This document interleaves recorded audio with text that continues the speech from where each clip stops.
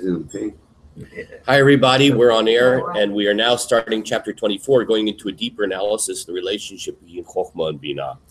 And the chapter starts that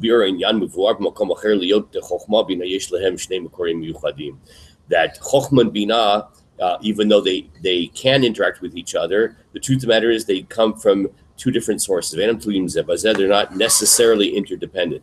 Even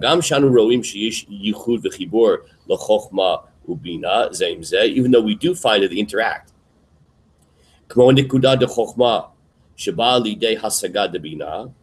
Right, the way we discussed in the past, that the point, that nikudah, remember that word nikudah, the point of chokhmah, that kind of seminal insight, that's kind of amorphous compared to water, right? And what's Bina compared to? The firmament. Very good. The rakia, the firmament. So that point of chokhmah, it comes to the point of apprehension, comprehension, analysis in Binah. So that's an interrelationship, right? The point becomes then fleshed out and analyzed in Binah. You cannot possibly analyze an idea unless it came from some other place. So the idea from Chokhmah, but which is very unfleshed out, then pours into Binah, right? From Chokhmah to Binah, and Binah becomes fleshed out. Just like you can't have a river without a source, right? A river, like a spring, let's say. You have a spring, and then the spring feeds the river, it becomes a river, right? So that you're not going to have the river without the source of the water. Okay, so the same thing here, that in order for there to be an idea which is analyzed, that's Binah, it has to come from some source, right? That's called Chokhmah. And likewise, every spring, right, that's the source of the water, so it ultimately flows into something more like a river, right? So there's an interrelationship between the source and that which comes from the source. Similarly, every dot of Chokhmah ultimately becomes apprehended and comprehended through Binah. And all the comprehend. I think apprehend can be something else. So all the comprehension of Binah, it comes from the dot of Chokhmah. It's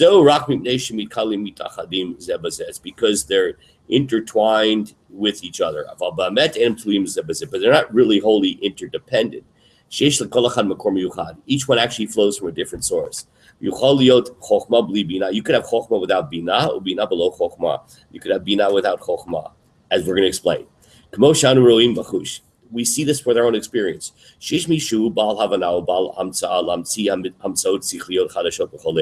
There are people that have the ability to come up with ideas. They're the idea man. The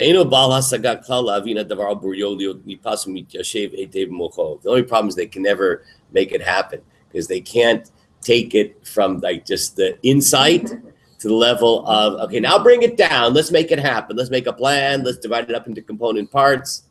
No. My job is ideas. I got the idea. You take the idea and run with it. Right. There are people like that, okay? So that's like Chokhmah without Binah, right? They get the flash, but they can't take it further. They can't materialize it, right? They can't give it concrete form. There are people like that.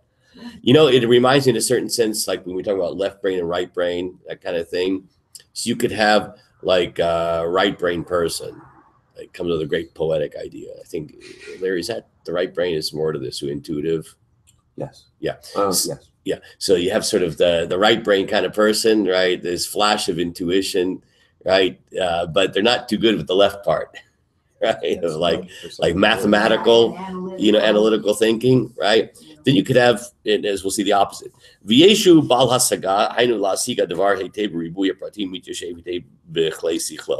have somebody who's like a person who's super left brain. So he's like, let's say, an engineer. So he could be completely uncreative, right? But he's really good at being, very concrete, analytical. Give me a hammer and a nail, and I'll make it happen. But I can't think of the design of the house. Like, I'll leave that to somebody who's more kind of flash of insight. They're not the kind of person that can actually come up with this kind of flash of insight. They can only take something that was the flash of insight of somebody else, the creative genius of somebody else, but they'll actually make sure the building is built. Okay, so that's an example of how you could have the separate chokhmah and binah. You can have a chokhmah person, but put it bad at binah, or you can have a binah person who's bad at chokhmah. How so? Because Hashem was chokhmah to him, and he implemented what Hashem did from everything from the Mishkan to implementing. He asked Hashem, show me your deeper insight. Yeah. So I hear what you're saying, because certainly Moshe he's his, as they say, boots on the ground.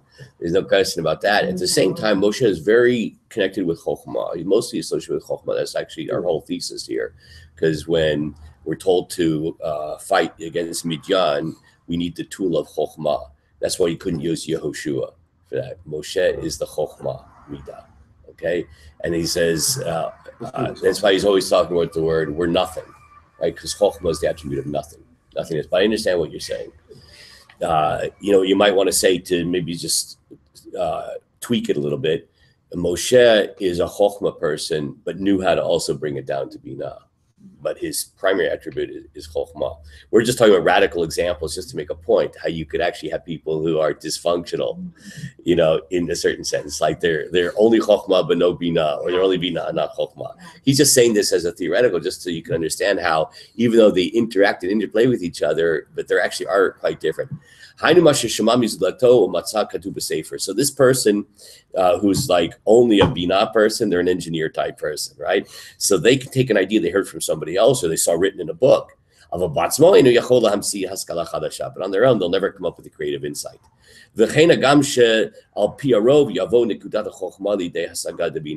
Now, even though most of the time there is an interaction, most of the time there is an interplay, like Moshe.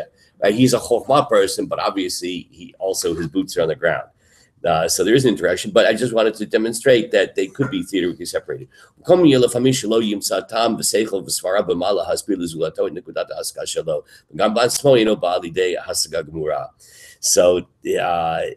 just that sometimes you could have a case where they are kind of separated.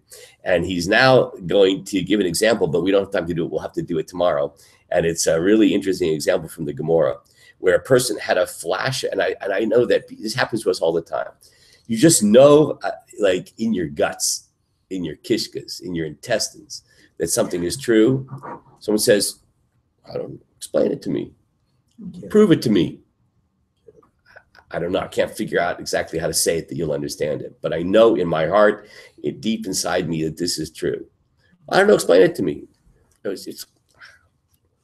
But I know it's true. I'm so totally convinced it's true. So you actually see in a Gemara where there were an example of a sage that knew something was true. He just couldn't figure out why.